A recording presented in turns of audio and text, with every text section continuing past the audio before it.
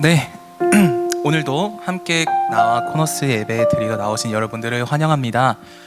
오늘 우리가 함께 예배를 드릴 때 하나님께서 우리에게 어떠한 마음, 어떠한 것을 원하시는지, 그리고 우리에게 또 어떠한 사랑으로 어떤 말씀을 알려주실지 그런 것들을 기대하고 사모하는 마음으로 우리 함께 찬양 올려드리며 나아가겠습니다.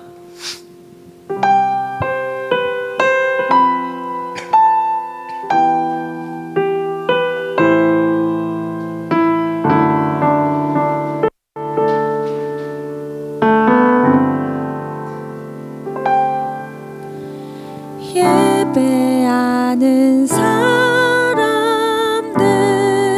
속에 아버지의 마음이 들리네. 사랑하는 나의 자녀들에게 나눠주라고 하시네.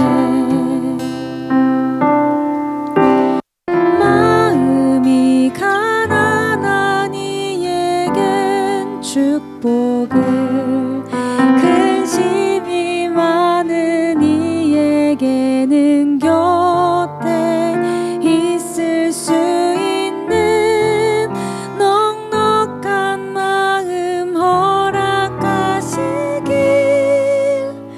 우리는 기도합니다.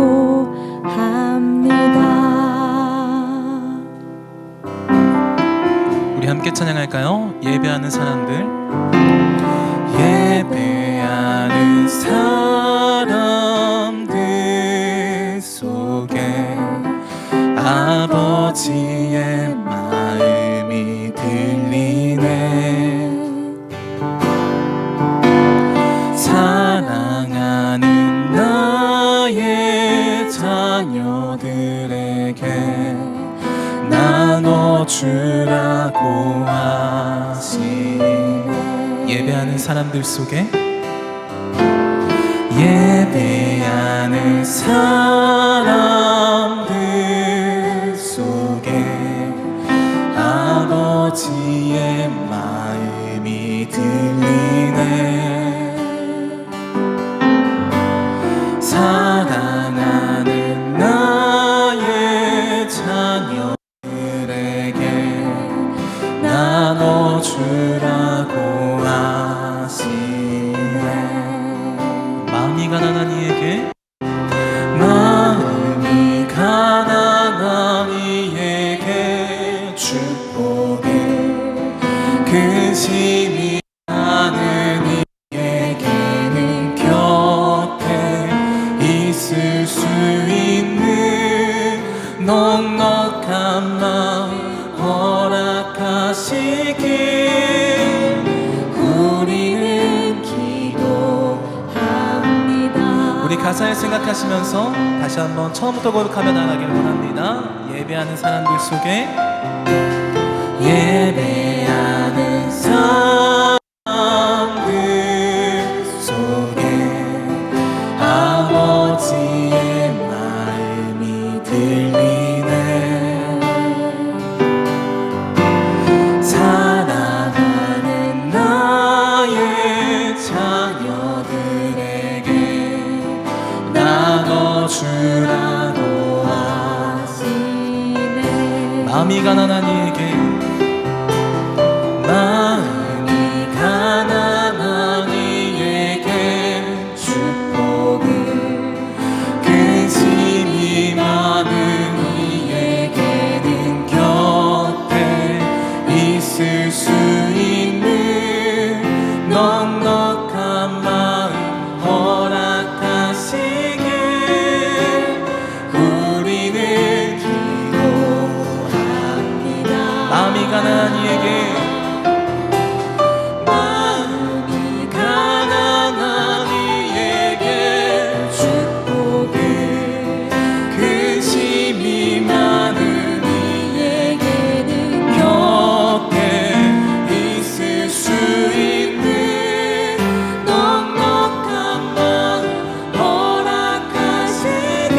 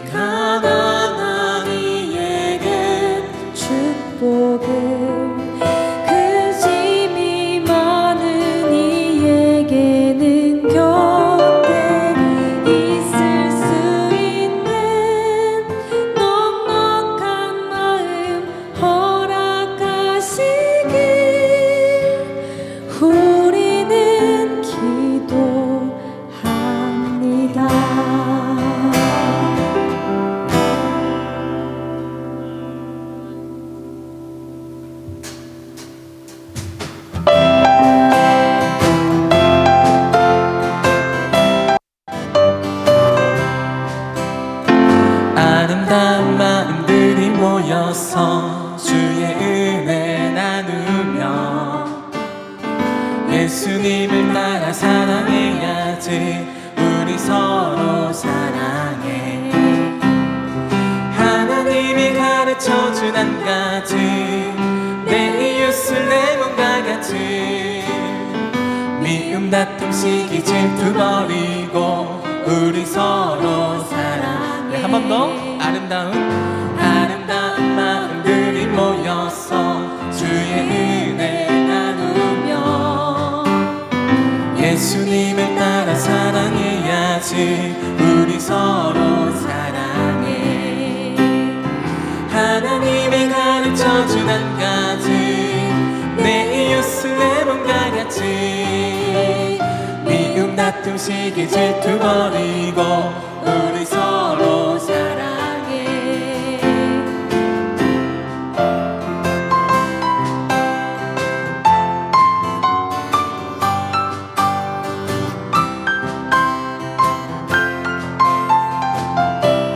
우리 이번에 2절로 찬양해 볼까요? 이 다음에 예수님을 만나면 우리 뭐라 말할까? 그때는 부끄러움 없어야지. 우리 서로 사랑해. 한 번 더. 이 다음에 예수님을 만나면 우리 뭐라 말할까? 그때는 부끄러움 없어야지. 우리 서로 사랑해. 하나님이 가르쳐준 한 가지, 내 이웃을 내 몸과 같이. 미움 다툼 시기 질투 버리고 우리 서로 사랑해. 하나님이 가르쳐준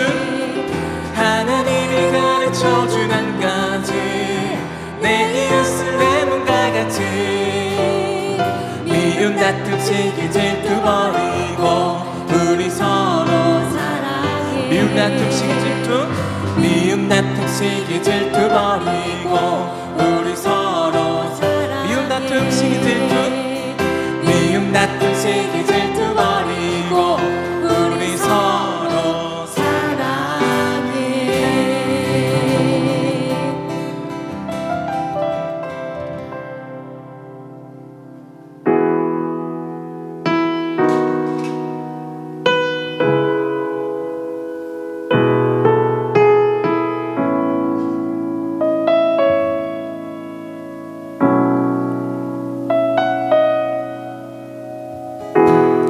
한 사람 그리고 한 사람 모여서 주님을 노래해.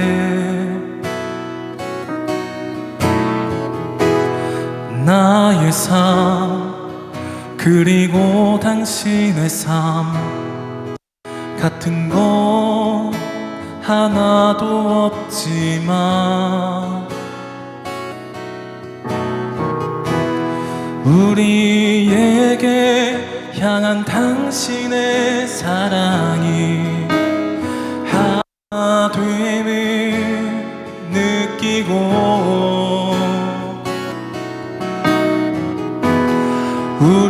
우리에게 향한 당신의 사랑이 채워짐을 느끼네.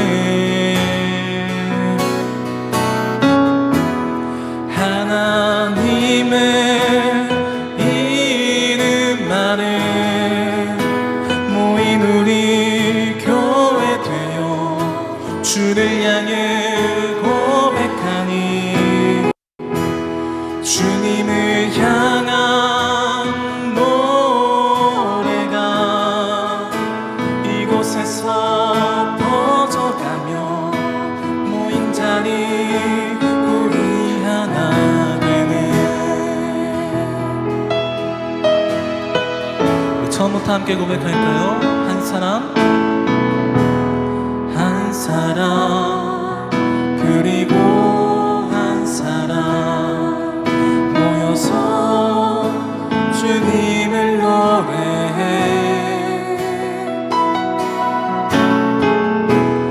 나의 삶 그리고 당신의 삶 같은 것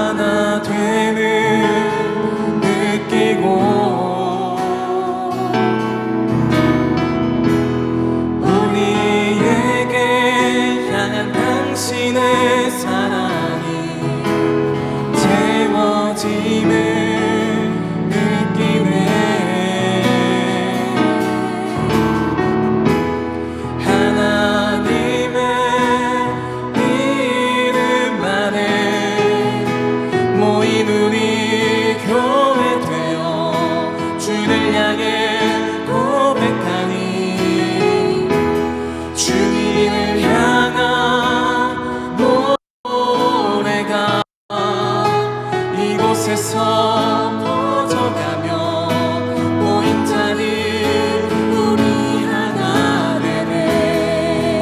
하나님의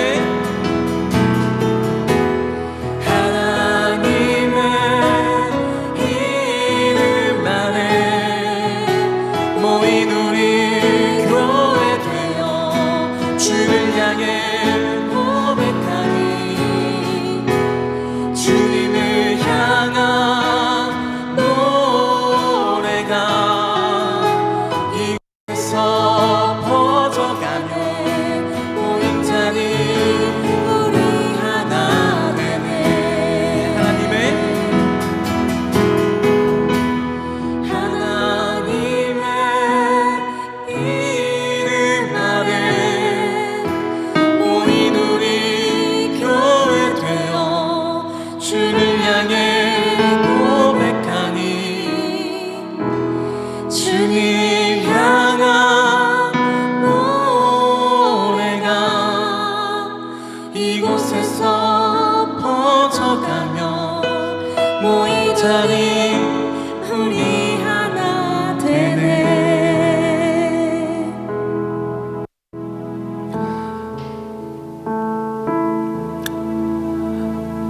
이 시간 함께 각자의 모습으로 기도하시며 나아가실 때 우리는 이 자리 가운데 모이게 하신 하나님의 그 마음을 우리가 생각해 보기를 원합니다. 사랑하고 화평하라 우리에게 말씀하신 하나님의 그 마음이 시간 이 자리 가운데 모인 우리 모두가 함께 바라보아야 할, 우리 모두가 함께 소망해야 할 마음이 아닌가 싶습니다.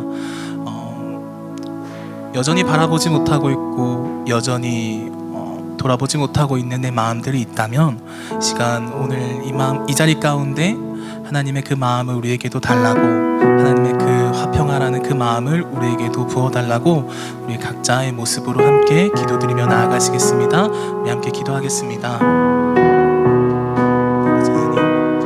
하나님께서 우리에게 원하시는 그 마음을 사랑하고 말씀하신 그 마음이 있습니다. 우리가 아직 그 마음을 바라보지 못하고 우리 그 마음을 갖지 못한 마음들이 있다면 하나님 우리에게 그 화평하고 우리에게 그 함께하고 서로 사랑하고 나눠주는 그 마음이 있기를 주옵소서.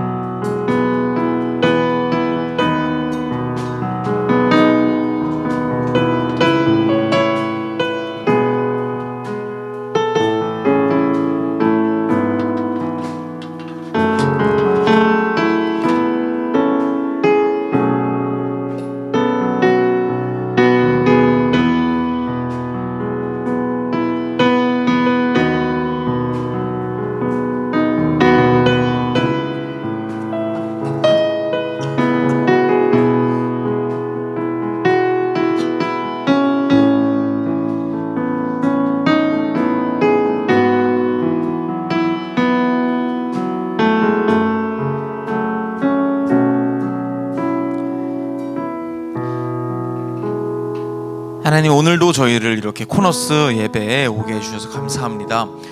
코끝이 시린 걸 보니 이제 정말로 겨울이 가까이 다가옴을 느낍니다.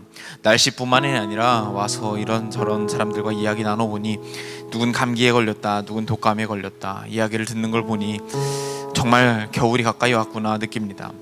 바라는 것은 우리 코너스 식구들이 많이 아프지 않길, 또 기왕 아플 것 좀 덜 아프길 하나님께서 함께 해주시면 감사하겠고요. 또 더불어서 바라는 것은 이 겨울이 우리의 몸만 아파지는 계절이 아니라 정말 많은 사람들이, 미처 우리가 쳐다보지 못할 사람들이 이곳저곳에서 몸도 마음도 또 생활 환경도 아파지게 될 그런 상황이라는 것을 우리가 기억할 수 있었으면 좋겠습니다. 이 겨울이 마냥 추운 겨울이 아니라 우리로 인하여 조금이라도 따뜻한 세상이 될 수 있도록 우리 코너스 한 사람 한 사람과 주님 함께 해주시기를 바랍니다. 예수님의 이름으로 기도드립니다. 아멘. 네, 반갑습니다. 코너스 벌써 넷째 주 예배에 오신 여러분을 정말 환영합니다. 시간이 이렇게 어떻게 가는지 모를 정도로 다들 되고 계시죠? 네. 이번 한 달 동안은 사랑과 화평이라고 하는 제목을 함께 이야기를 나누고 있고요. 맨 처음 11월 첫째 주, 둘째 주는 사랑에 대해서 이야기를 나눴습니다. 사랑은 단순히 감정이 애절하게 들끓는 것을 넘어서 그 사람의 실제 삶이 안녕한지를 궁금하고 살펴보는 것까지 가야 된다라는 이야기를 했었고요. 그 다음 주는 사랑은 단순히 낭만만으로 되는 것이 아니라 나의 어떤 현실적인 애씀이 같이 동반되어야 한다는 이야기를 했었습니다. 지난주에는 추수감사 주일로 포트락 파티를 했고요. 그리고 오늘은 그래서 사랑과 화평 중에서 화평에 대한 이야기를 좀 해보려고 합니다. 오늘은 제가 화평에 대한 이야기를 할 예정이고요.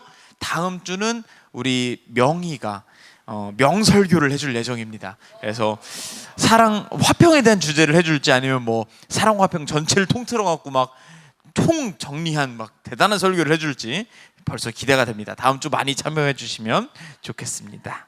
보통 제가 설교 안 할 때 교회 사람이 진짜 많이 오더라고요. 그래서 안 해야 되나 하는 생각도 들고요. 죄송합니다. 화평에 대해 이야기를 나눠보려고 하는데요. 화평이란 뭘까요? 너 이번 주 화평했니? 뭐 이런 질문 우리 잘 안 하잖아요. 제가 집에서 생각을 해봤는데 화평한다라는 말은 생각보다 되게 쉽게 말하자면 이렇게 말할 수 있대요. 싸우지 말고 친하게 지내라 라는 말 아니에요? 친구랑 싸우지 말고 사이좋게 지내. 이게 사실은 화평이잖아요.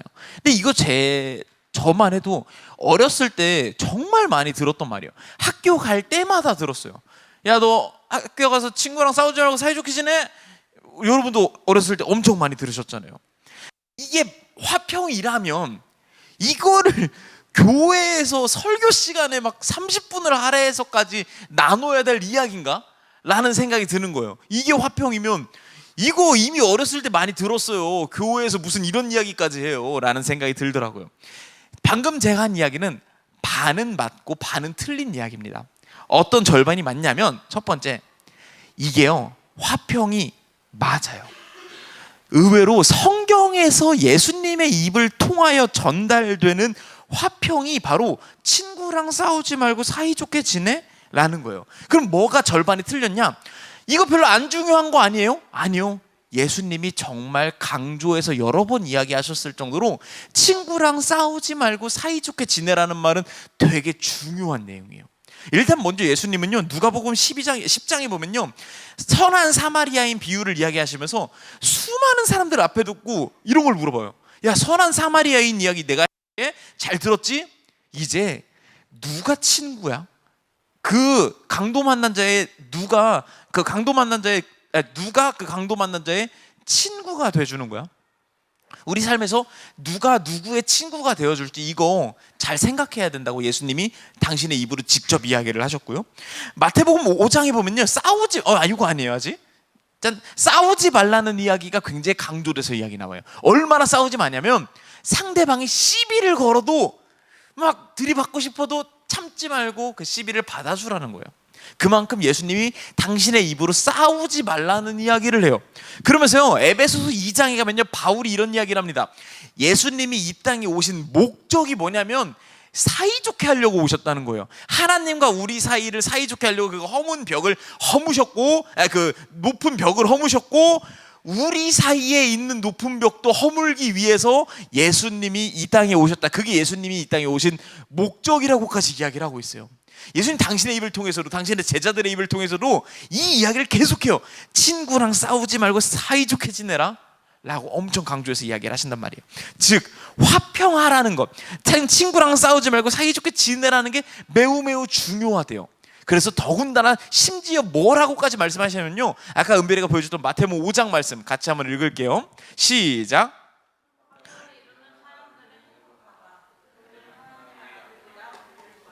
우리의 삶에서 친구랑 싸우지 말고 사이좋게 지내는 사람들은 하나님의 아들이라 부름 받을 것이라고 예수님께서 이야기를 하고 있어요. 와, 그렇구나. 그럼 나 친구랑 싸우지 않고 사이좋게만 지내면 나 하나님의 아들이구나. 그러면 성경이 이야기하는 화평을 이루는 것, 친구가 누구인지 어떻게 알아보고 그 사람과 어떻게 싸우지 않고 사이좋게 잘 지낼 수 있는가, 성경은 어떻게 그거를 비법을 우리에게 말해주고 있는가, 오늘 그 이야기를 좀 해보려고 하는데요.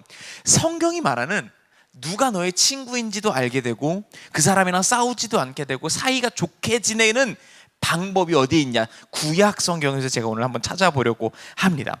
구약 성경, 그 옛날에 하나님께서 우리에게 지켜주셨던, 내려주셨던 하나님의 법들이 있어요. 의무사항들이 있어요. 그것들에 대해서 이야기를 해보려고 하는데, 그 중에서 오늘 제가 여러분에게 친구랑 싸우지 않고 사이좋게 지내는 비결을 어디서 알아냈냐면 바로 여기입니다. 11조라고 하는 개념에서 오늘 그 얘기를 해보려고요. 우와, 11조요? 11조는 내 월급의 10% 부가세 떼듯이 떼가지고 헌금하는 거 아니었나요? 제가 감히 얘기하건데 오늘날 한국 교회에서요, 가장 그 개념이 오해되고 있는, 혹은 심지어 오염되고 있다고까지 말할 수 있는 게 저는 11조라고 생각을 합니다. 그래서 오늘 기독교 역사상 가장 많이 오해받고 있는 개념 11조에 대한 이야기를 좀 해보려고 하는데요, 신명기 12장에 보면요, 이 11조가 어떤 것인지 되게 자세히 나와요. 그 중에서 하나 먼저 이야기를 하는데요, 첫 번째 본문 한번 띄워주시면 우리 같이 한번 읽어보겠습니다. 시작. 여러분은 마다 그의 연말에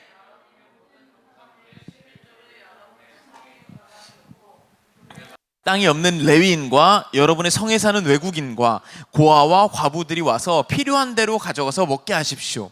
그러면 여러분의 하나님 여호와께서 하는 모든 일에 복을 주실 것입니다. 이거는 사실 몇 년 전에 코너스에서 설교한 적이 있는 내용입니다. 11조는 사실 뭐냐면 10분의 1씩 모아서 3년에 한 번씩 마을 창고에 저장해 놓으라는 거예요. 왜요? 왜 저장하냐면 먹을 게 없는 사람들, 특히 그때 당시에는 사회고 가부장 사회니까 가부장이 없으면 재산을 축적할 수가 없었거든요. 가부장이 없는 사람들, 고아, 과부, 나그네, 레위인들이 거기에 가서 먹을 거를 들고 먹어라 라고 이야기를 했었던 게 그 3년마다 한 번씩 했어야 되는 그런 규칙이었어요. 왜 3년일까? 왜 3년에 한 번일까? 지금 사람들이 생각하면서 얘기하는 거는 아마도 곡물의 저장 기간이었을 거다라고 이야기를 해요.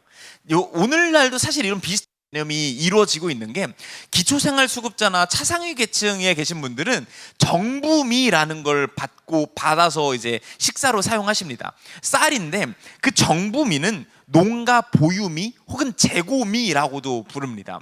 아주 햇살들은 사실 농가 입장에서도 제값에 팔아야 되니까, 근데 햇살로서 제값에 못 파는 건데도 불구하고 여전히 2년 3년은 보관할 수 있으니까 그걸 정부가 사다 드리는 거죠. 정부가 사서 좀 가난한 이들에게 쌀로서 전달해 드리는 겁니다. 그래서 쌀이 사실은 요즘 보관해서 5년 보관할 수 있다고 하는데, 너무 묵은 쌀을 나눠주는 건 좀 그러니까 대략 2-3년 정도 된 쌀을 정부미라고 해서 가난한 분들에게 전달해 드리곤 합니다. 아마 비슷한 개념이라고 생각하시면 될 것 같아요. 곡물을 적어도 3년 정도는 보관할 수 있으니 마을 공동창고에 보관해 놓고 3년 동안 이 사람들이 좀 먹고 살 수 있게 해주자 라는 게 11조는 아주 중요한 개념이에요.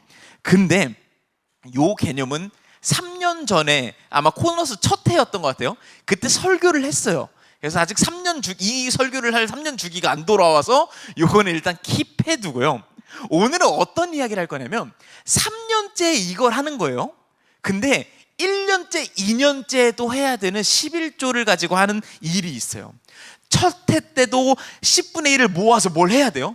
두 번째 해도 10분의 1을 모아서 뭘 해야 돼요? 세 번째 해에는 요걸 하는 거거든요. 요 첫째, 둘째 때에는 뭘 하냐? 본문을 한번 같이 읽어보도록 하겠습니다. 저 여러분의 번갈아 읽겠습니다. 저 먼저 읽겠습니다. 당신들은 해마다 밭에서 거둔, 해마다 매년이에요, 밭에서 거둔 소출의 11조를 드려야 합니다.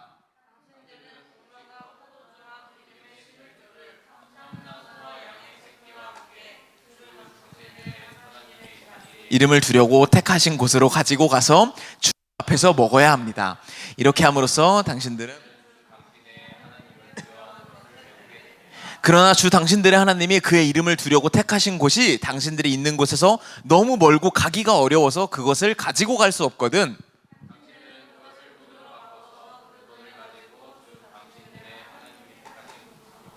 그 돈으로 마음에 드는 것을 사십시오.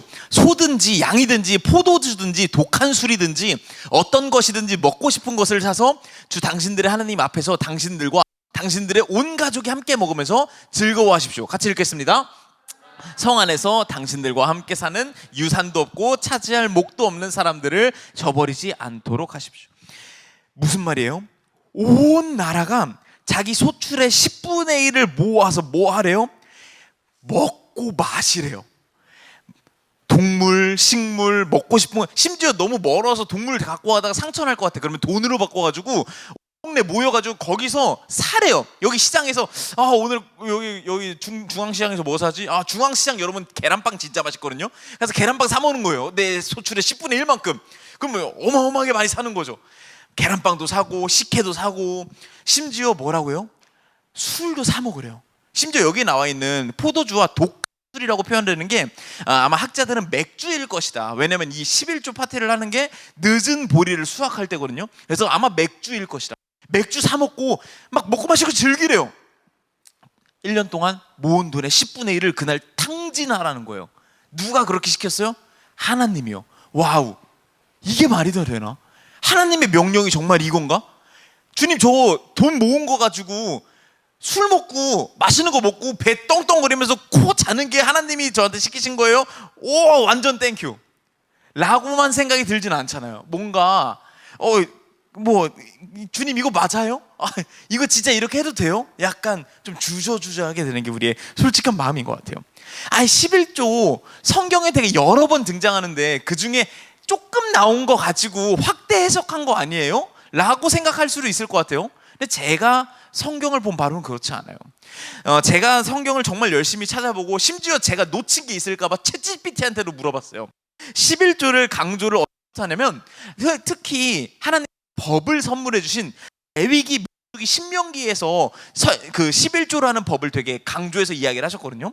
근데 이렇게 생각하시면 돼요. 레위기부터 법조항이 좀 더 세분화돼요. 그래서 레위기는 헌법 같은 개념이고, 그 다음에 민수기는 고법, 그리고 이제 신명기 쪽 가면 규례 같은 거라고 생각하면 돼요. 더 조금씩 더 사소해져요. 다 11조에 대한 이야기를 해요. 그러면 그 개념이 점점 더 구체화되는 거예요. 처음에 아까 말씀드렸던 헌법 개념 레위기에서는 11조를 뭐라고 말하냐면요, 이거 하나님 거야. 10분의 1로 니네 거라고 생각하지 마. 하나님 거야. 이게 개념인 거예요. 그 다음에 이게 구체화됩니다. 유산 없는 사람들, 특히 여기서는 레위기를 강조하고 있는데 유산 없는 사람들이랑 같이 이거 쓸 줄 알아야 돼. 개념이 확대된 거예요. 하나님 거니까 니네 마음대로 쓰지 마. 유산 없는 사람들이랑 써. 그리고 이게 신명기에 가서 더 확대되는 겁니다. 유산 없는 사람들이 어떻게 써요? 같이 먹고 먹어라 라고 신명기까지 확대가 된 거예요. 그래요? 11조 더 나오지 않아요? 아니요, 여러분. 사무엘상과 역대하에서도 11조가 나와요. 근데 여기서 뭐라고 나오냐면요, 왕들이 11조를 백성들 걸 뺏는 이야기가 나와요. 야, 나는 하나님이 세운 왕이잖아. 그러니까 너네 11조 기존 세금 말고 플러스 알파로 더 내. 기존의 11조가 5년 됐다라고 이야기가 나오는 거고요. 11조 뒤에 예언서에도 나오는데요. 맞아요. 아모스, 말라기 이런 데서도 11조 개념이 나와요. 근데 다 이런 내용들이에요. 왕을 향해서 니네 그 11조 원래 개념 그거 아니잖아. 왜 니네가 뺏어 먹어? 라고 혼내는 내용이 그 뒷부분에 나오는 겁니다. 즉 구약 성경의 처음부터 끝까지 하나님은 11조에서 뭐라고 말하냐면요, 방금 신명기를 통해서 읽었던 니네 그거 가지고 맛있게 먹고 놀아라, 이게 11조의 개념이라는 거예요. 그래요? 알겠습니다. 오케이. 근데 예수 하나님이 그렇게 말하니까 오케이 알겠다 할 수 있겠지만 우리 속에 의문이 들잖아요. 근데 왜요? 왜 10분의 1씩이나 모아가지고 그걸 먹고 마시는 데써요? 여러분 1년 연봉이 어떻게 되세요? 말하기 좀 그렇죠? 그거 10분의 1을 가지고, 심지어 10분의 1도 아니라고 쳐요, 한 달 월급을 가지고 여러분이 탕진하며 살았다고 생각해 보세요. 플렉스 막 유럽 가고 막 그러면 막 좋죠 그때는. 근데 그 뒤로 어때요? 막 힘들잖아요. 근데 그걸 하나님이 내가 하고 싶어서 한 것도 아니고 하나님이 그걸 시키고 있는 거예요. 하나님 왜요? 하나님이 성경을 통해서 11조를 그렇게 강조하셨던 것도 알겠고, 그렇게 강조하신 11조가 하나님을 위해서 바치는 제물도 아니고 하나님이 세우신 왕에게 내는 세금도 아니고 우리끼리 나눠 먹으라는 거라면 그거 왜 시키신 거예요? 라는 의문이 들 수 있죠. 우리는 사실 지금도 그런 일들을 하고 있습니다. 어렸을 때 여러분 운동회 같은 거 하죠. 초등학교 때, 중학교 때 체육대회 막 하잖아요. 왜 하는 거예요? 여러분의 성적에 도움이 되나요? 입시에 도움이 되나요? 체육대회 1등해서 여기 도장 꽝 받으면은 나중에 체육 특기생으로 막 갈나요? 아니죠. 체육 특기생으로 가려면 우리 익준이처럼 전국대회 나가서 3등을 해야지 체육 특기생으로 대학을 가는 거예요. 거기서 도장 받는다고 뭐 하는 게 아니란 말이에요. 박 터트리기 잘 던져서 우리 청팀 박이 먼저 터진다고 내 인생에 도움이 되는 게 아니란 말이에요. 뿐만 아니에요. 회사 같은 데서도 이런 거래요. 얼마 전에 성심당이 전국적으로 문을, 대전에밖에 없구나. 대전에 있는 모든 지점이 문을 닫았대요. 그래서 전국에 있는 사람들이 화가 났어요. 왜 성심당 문을 안 여냐? 왜 문 닫은 줄 아세요? 1년에 한 번은 체육대회를 한대요. 거기 하루 수입이 얼마인 줄 아세요? 대단해요. 근데 문을 굳이 닫고 욕을 먹어가면서 왜 체육대회를 할까요? 교회는요? 왜 우리 종종 파티를 하고 뭐 우리 막 여기 명인회 거기 가가지고 막 고기 구워 먹고 또 뭐야 막 이것저것 하잖아요. 이걸 왜 해요? 여러분을 데리고 제가 소풍이라도 가면 여러분들이 그 다음 주부터 신앙심이 드시나요? 지난주 소풍 가서 내가 하나님의 사랑을 느꼈어, 이러시는 분이 있나요? 없잖아요. 왜 이런 것들을, 이런 비효율적인 낭비를 하는가? 심플합니다. 친해지라는 거예요. 너네끼리 친해져라. 너네끼리 친해지는데 돈도 쓰고 시간도 쓰고 노력을 해가지고 니네가 서로 친해졌으면 좋겠다. 먹고 마시고 즐기고 웃고 떠들면서 친해지라고 하는 거예요. 학교에서 체육대회를 하라는 이유는요, 거기에 소외된 학생이 없게 만들라는 거예요. 회사에서 체육대회를 하라는 것도요, 계속 일만 하다가 하루쯤 쉬면서 서로 친해지라는 거예요. 교회에서 체육대회를 하는 이유도요, 소풍을 가는 이유도요, 우리끼리 친해지려고 하는 거예요. 대단한 이유가 있는 게 아닙니다. 단 한 가지 조건을 하나님은 덧붙이십니다. 아까 본문 마지막 절 한번 읽어볼게요.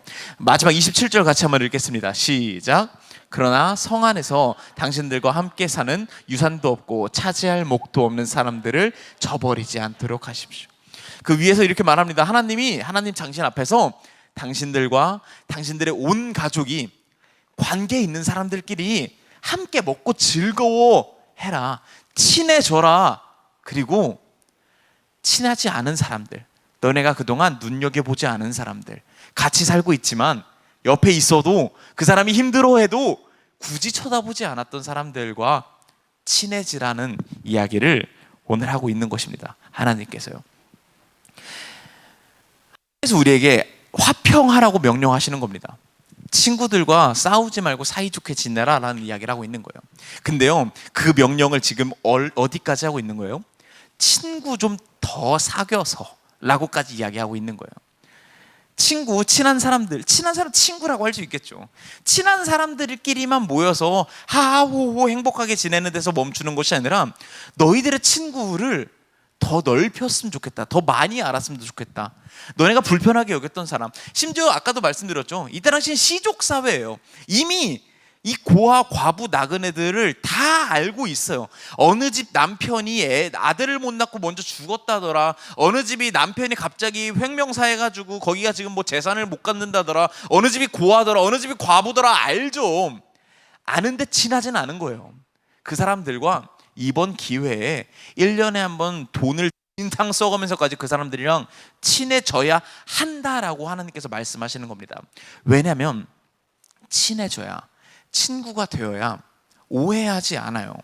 저 사람이 어떤 아픔을 겪고 있는지 알게 돼요. 저 사람이 눈물을 흘리는지 알게 돼요. 저 사람이 왜 저렇게 항상 침울하고 옆 사람 기분 나쁘게 아주 그냥 웃지도 않고 다니는지 오해하는 게 아니라 걱정하게 돼요.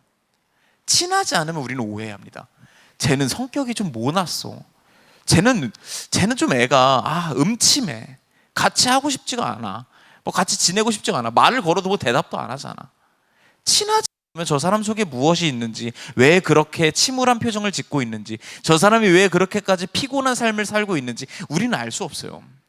그래서 하나님께서 명령하시는 겁니다. 친해져야 한다고요. 하나님께서 그 고아와 과부, 가난한 자들을 위해서 하셨던 명령은요, 이미 충분했어요. 3년에 한 번씩 돈을 모아도 그 사람들의 먹고 사는 걸 해결해 줄 수 있었어요. 근데 하나님께서 원하시는 화평은요, 그런 적선의 수준을 넘어서기를 바라시는 거였습니다. 그냥 니네 3년에 한 번 그냥 좀 불우이웃 돕듯이 돈 띡 내고 사람들 잘 지내나 보다, 먹고 살았으니까 됐지를 넘어서서 그 사람들의 삶이 어떤지, 그 사람들의 형편이 어떤지, 그 사람들의 마음이 어떤지 알아주었으면 좋겠다라고 하나님께서 말씀하시는 거죠. 제가 예전에 들었던 설교 중에 개인적으로 참 좋아하는 목사님인데 임형규 목사님이라고 있어요. 잘 아실 거예요. 머리 이렇게 수염 이렇게 자라가지고 막 이렇게 막 힙한 분이신데, 그분이 예전에 어떤 설교를 하셨냐면, 그분이 되게 보수적인 교단의 학교를 나왔거든요. 장로 뭐 이렇게 나왔어요.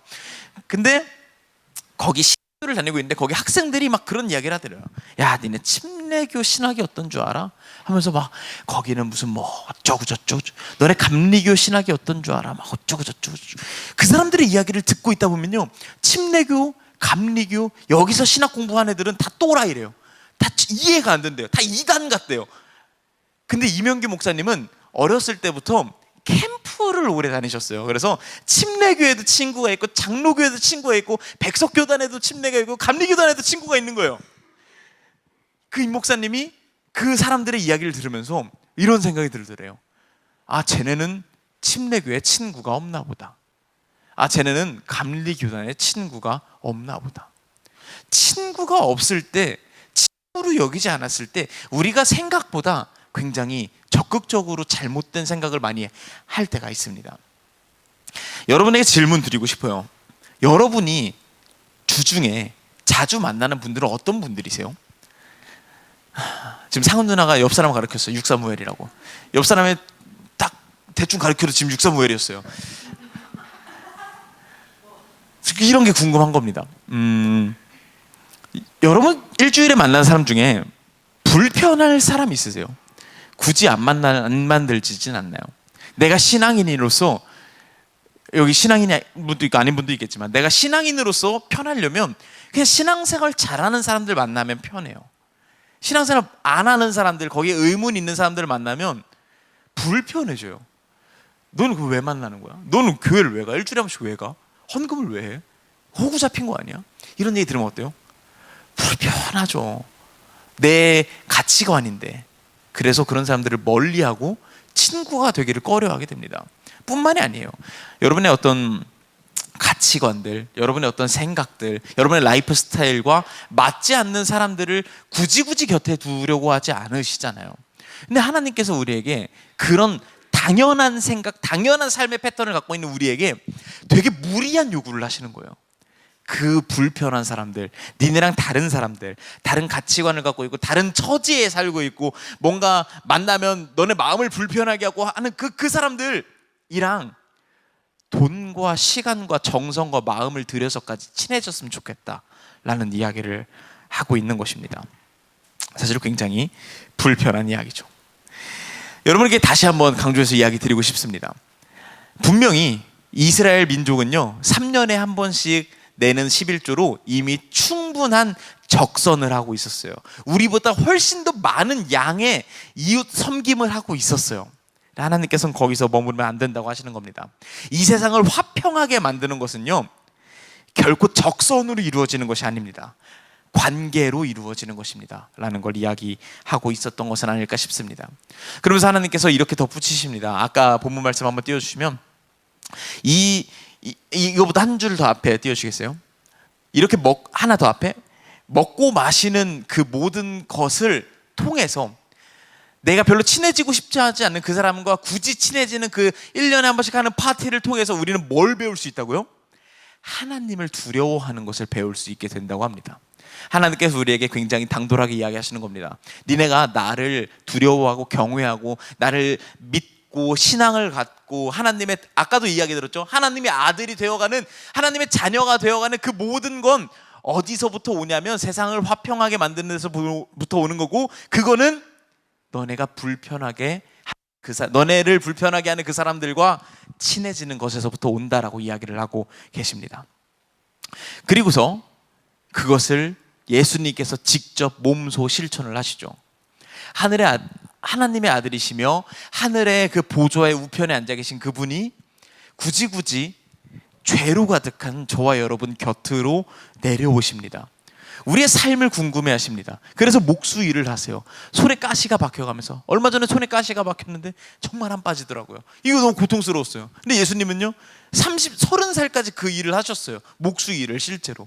어부의 생활도 궁금해 하셨고요. 그 친일파 같은 세리의 삶도 궁금해 하셨고요. 창녀의 삶도 궁금해 하셨고요. 그때 유대인들이 아주 그냥 거의 동네 개처럼 여겼던 이방 사람들도 궁금해 하셨어요. 불편할 그 사람들과 친해지셨어요. 그게 예수님께서 몸소 선보여 주셨던 그분의 삶이었습니다. 코너스로 여러분과 더 친해지고 싶습니다. 그래서 12월 달에는 볼링을 한번 치러 가려고 하고 있어요. 오랜만에 또. 그래서 볼링 실력 한번 선보여 주셨죠, 또 여러분. 우리도 올 겨울엔 볼링도 또 치고, 내년 봄에는 아마 저희 또 고기 먹으러 가겠죠. 여름에는 또 수련회도 갈 거고, 가을엔 또 막 단풍놀이도 한번 갈 거예요. 우리끼리 막 엄청 친해질 거예요. 근데 우리는 거기서 멈추지 않을 겁니다. 우리의 시간과 돈과 노력과 마음을 써서 우리끼리 친해질 거예요. 근데 코너스는 거기서 머무르는 교회가 되지 않았으면 좋겠습니다. 거기에서 한 걸음 더 나아가서 조금 더 불편한 사람들과도 친하게 지내고, 조금 더 굳이 안 친해져도 될 사람과 친해져 보고, 그걸 위해서 내 시간과 돈과 마음과 열정을 쏟아부을 수 있는 그런 코너스가 될 수 있었으면 좋겠습니다. 그래서 코너스는 코너스 무브라고 하는 팀을 만든 겁니다. 내년에는요 좀 더 본격적으로 이웃들에게 다가가 보려고 합니다. 올해까지는 굉장히 산발적으로 그 일들을 했었어요. 여기 뭐 힘든 일 있대, 그걸 가서 하자, 우짜짜짜 하고, 여기 수해가 났대, 가서 돕자, 짜짜짜 돕고 뭐 이랬단 말이에요. 근데 이제는 거기에서 머무르지 않고 좀 더 관계가 만들어질 기관들, 매년 찾아갈 수 있는 곳들, 매년 찾아가서 그 사람들의 안부를 물을 수 있는 어떤 그런 관계가 되어지는 것들, 친해질 수 있는 곳들을 이 코너스 무브가 찾아보려고 지금 굉장히 애쓰고 있습니다. 혹시 여기에 함께하고 싶은 분들은 이상은 전도사님을 찾아가서 저 코너스 무브 할래요? 라고 말씀하시면 될 것 같습니다. 오늘 이야기를 이제 마치려고 합니다. 여러분에게 다시 한번 질문 드리고 마무리하려고 하는데요. 여러분 주변에 요즘 누가 있습니까? 여러분이 일주일 동안 만난 사람은 어떤 사람들입니까? 그 중에 여러분이 일주일 동안 만난 사람들 중에 하나님으로부터 멀리 있는 자들이 있나요? 어떤 여러분의 삶의 처지와 모습과 멀리 있는 자가 있나요? 아마 그렇지 않을 거라는 생각이 들어요. 저도 마찬가지인 것 같고요. 여러분과 가치관이 다른 사람, 여러분과 좀 불편한 사람, 이런 사람들이 여러분 주변에는 아마 없을 거예요. 굳이 친하게 지내지 않을 거예요. 근데 아까도 말씀드렸죠.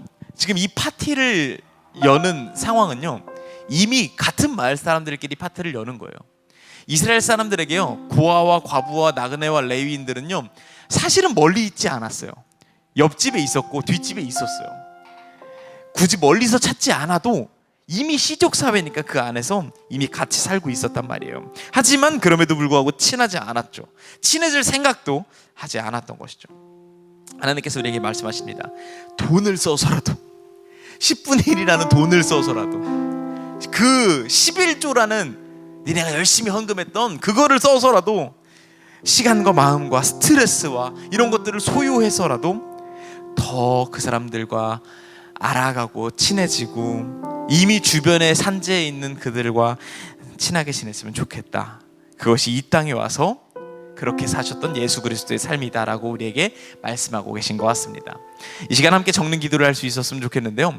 하나님께서 우리에게 오늘 설교 시간을 통해서 또 신명기 말씀을 통해서 건네주신 참 불편한 이 말씀, 안 친해지고 싶은 사람하고 굳이 친해지라고 하는 이 말씀을 내가 어디서부터 실천해 볼 수 있을까? 당장 내 주변에 이미 분명히 존재하고 있었지만 여러 가지 이유로 굳이 친해질 생각을 안 하고 있었던 그 사람들이 있을까? 누가 있을까? 한번 찾아볼까? 이런 생각을 하면서 하나님께 기도 드려봤으면 좋겠습니다. 솔직한 기도를 했으면 좋겠어요. 하나님, 나는 그거 어렵습니다. 뭐 이런 기도를 해도 좋고요. 하나님, 내 주변에 누가 있을까요? 이렇게 막 물어보셔도 좋고요. 하나님, 제가 한번 해보겠습니다 라고 다짐하는 기도를 해봐도 좋겠습니다. 이 시간에 함께 같이 기도하겠습니다.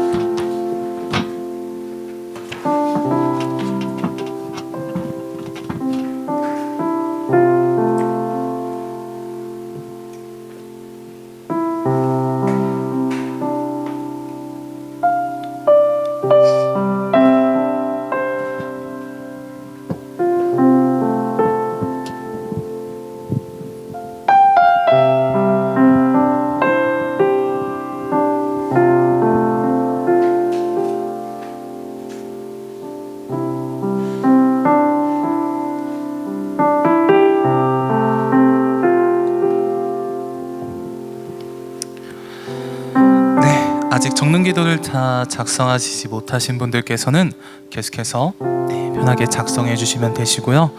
저희 이 시간 함께 이 찬양 고백하심으로써 우리 마음에 있는 고백을 다시 한번 올려드리는 시간을 갖도록 하겠습니다.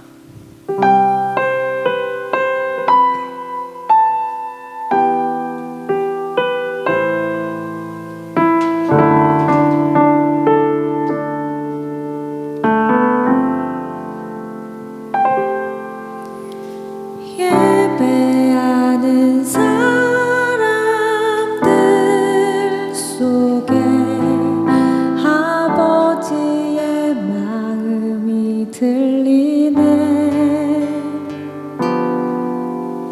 사랑하는 나의 자녀들에게 나눠주라고 하시네. 마음이 가난한 이에겐 축복을, 근심이 많은 이에게는 곁에 있을 수 있는 넉넉한 마음 허락하시길 우리는 기도합니다.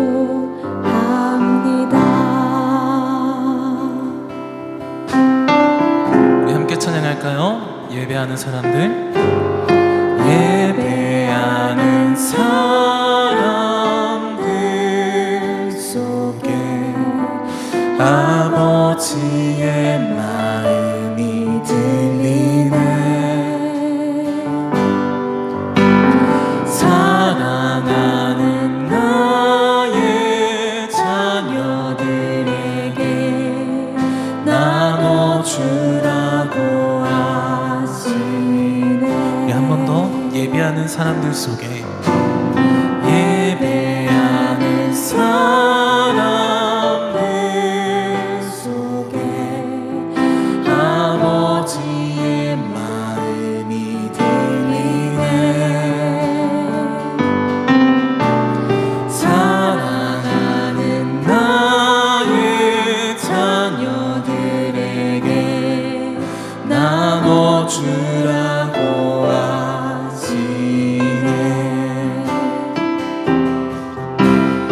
마음이 가난한 이에겐 축복을, 근심이 많은 이에게는 곁에 있을 수 있는 넉넉한 마음 허락하시길 우리는 기도합니다. 마음이 가난한 이에게,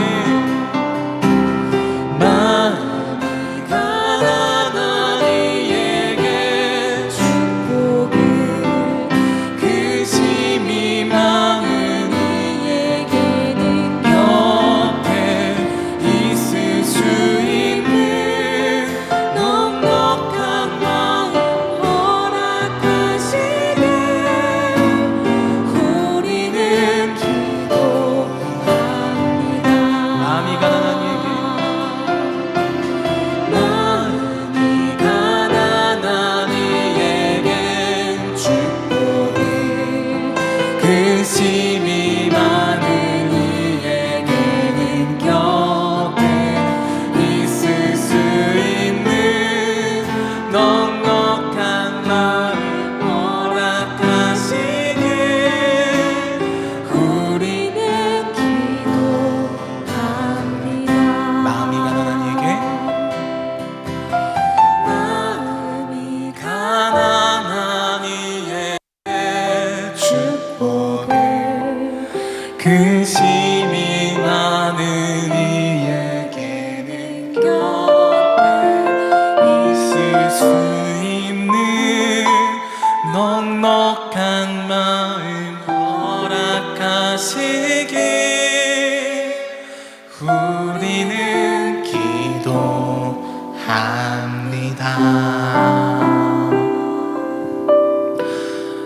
마음과 삶의 한 편을 준다는 것은 불편함을 감수하는 힘든 일이겠지만 먼저 나아가 손 내밀어 줄 수 있는 용기가 이 자리 가운데 있는 우리 모두에게 있기를 원합니다. 이렇게 먼저 나아가 사랑을 전하며 사랑을 베풀 수 있는 그런 하나님의 평강을 함께 이루며 하나님의 화평을 함께 만들어갈 수 있는 우리 코너스 공동체가 되었으면 좋겠습니다. 네, 저희 코너스 공동체는 함께 공동기도문을 나누며 예배를 마치고 있습니다. 저 한 절, 여러분들 한 절 번갈아 가면서 함께 고백하겠습니다. 우리는 고개를 들어 하늘을 바라봅니다. 고개를 돌려 땅을 바라봅니다. 하늘과 땅을 번갈아 바라봅니다. 아버지의 마음으로 이웃을 돌아봅니다.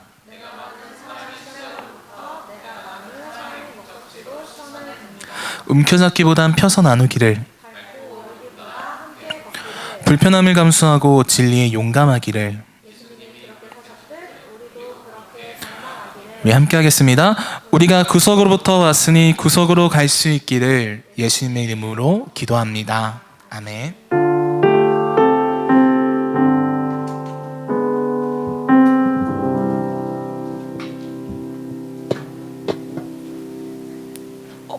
네, 짧은 광고 시간입니다. 우선 오랜만에 뵙게 돼서 너무 반갑습니다, 여러분.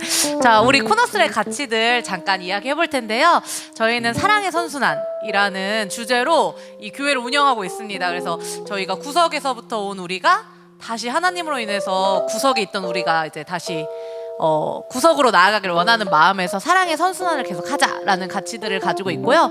그리고 코너스 처치라고 불리기보다 그냥 코너스라는 이름으로 해서 우리가 밖에서 우리를 바라봐줬을 때 아, 우리가 정말 교회 같다, 저기는 진짜 교회다라는 좀 그런 칭찬을 듣고자 우리 스스로 코너스라고만 해보자 라고 이름을 짓고 있고요.